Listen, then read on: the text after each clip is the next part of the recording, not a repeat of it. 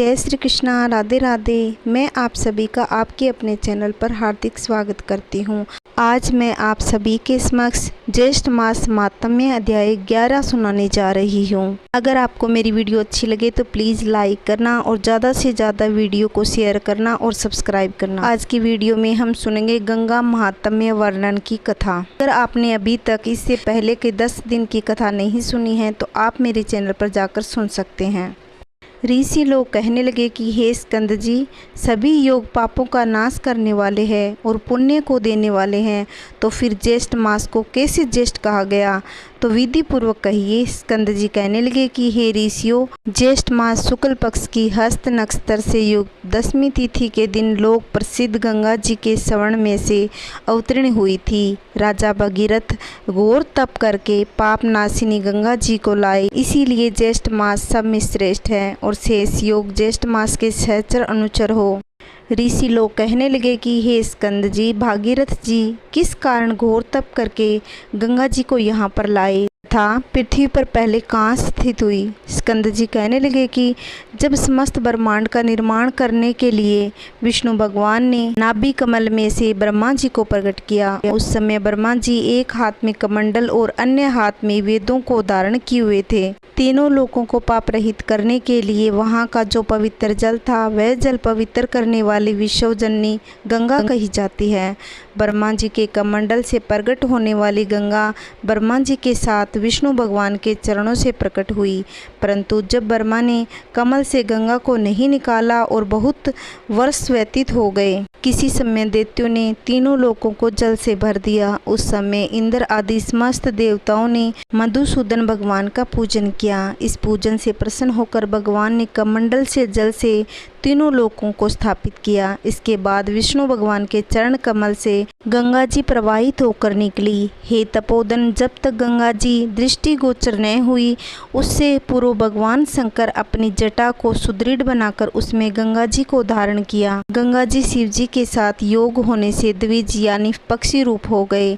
तब सब देवताओं ने वृषभ ध्वज श्री शिव जी की प्रार्थना की। तब शिव जी ने अपनी जटा से गंगा जी को छोड़ दिया। उस समय प्रवाह रूप में जब गंगा जी गरजती हुई आकाश को चली, तब उसका स्रवध्वनि स्वर्ग गंगा और स्वर्गवाहिनी नाम पड़ा। उस समय राजा भगीरथी ने घोर तप करके अपने पितरों की मुक्ति के लिए गंगा जी को पृथ्वी पर लेकर आए। गणेश आदि की स्तुति करने पर गंगा जी पाताल गुफा को चली गई।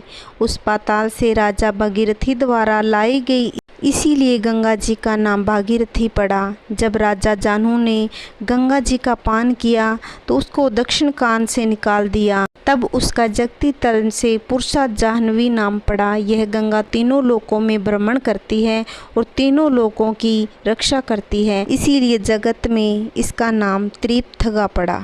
लोक पावनी भागीरथी जाह्नवी गंगा जी कमंडलु समुद्रभूता विष्णुपाद मुब्धवा गंगाहर जटोद्भूता स्वर्गनी लोक पावनी भागीरथी जाह्नवी स्त्रोता विशंशु मदाकिनी भागवती लोकवासिनी, इन 13 नामों से इस संसार में विख्यात है। जो मनुष्य इस 13 नामों को रात्रि तथा दिन में पाठ करता है, उनका वास भागीरथी गंगा नदी के तट पर होता है, इसमें कोई संशय नहीं है।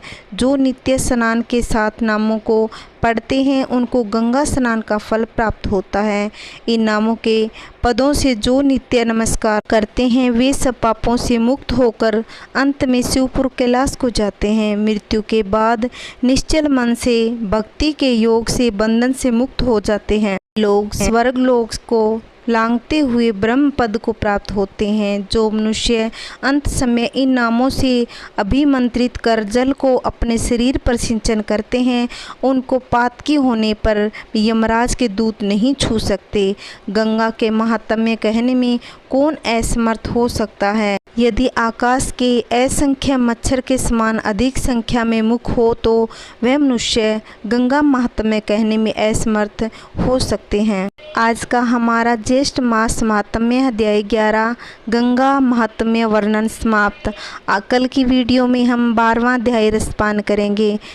अगर आपको मेरी वीडियो अच्छी लगती हो तो प्लीज़ लाइक करना, ज़्यादा से ज़्यादा वीडियो को शेयर करना। अगर चैनल पे नए आए हो तो प्लीज़ चैनल को सब्सक्राइब करना, जिससे आपको वीडियो की नोटिफिकेशन सबसे पहले मिल सके।